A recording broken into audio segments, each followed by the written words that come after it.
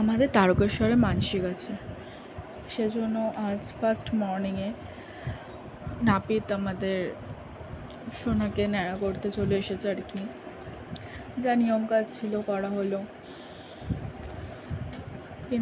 আজকে ন্যাড়া করে রাখছি, কিন্তু আজকে আমরা তারকেশ্বরে যাব না, কারণ শুনেছি তারকেশ্বরে গিয়ে সাথে সাথে সাথে ন্যাড়া করে ওখানে চুল দেওয়া অনেকটা প্রবলেম হয়ে যায়। সেজন্যই আমরা ডিসাইড করলাম বাড়ি থেকে চুল কাটিং করে ওইখানে নিয়ে যাব। তাই জন্য আজ ন্যাড়া করে রাখলাম।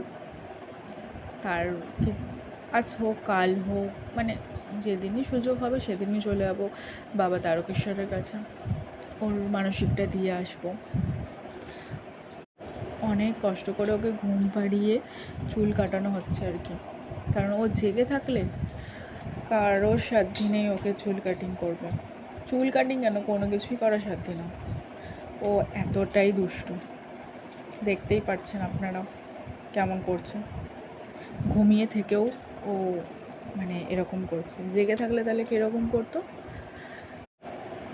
তাই জন্য এইভাবেই ওকে চুল কাটিং করা হলো আর কি, অনেক কষ্টে ধরে অনেক কায়দা করে আর কি।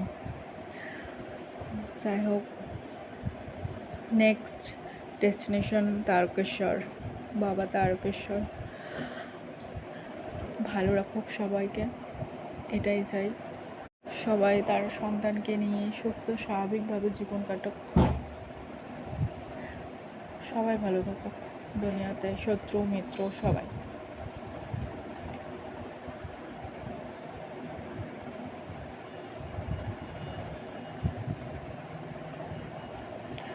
এই যে অর্ধেক দেখাই যাচ্ছে, দেখতেই পাচ্ছেন। যাই হোক বাদ বাকিটা পরে দেখানো হবে, ন্যাড়াটাও। Bye bye.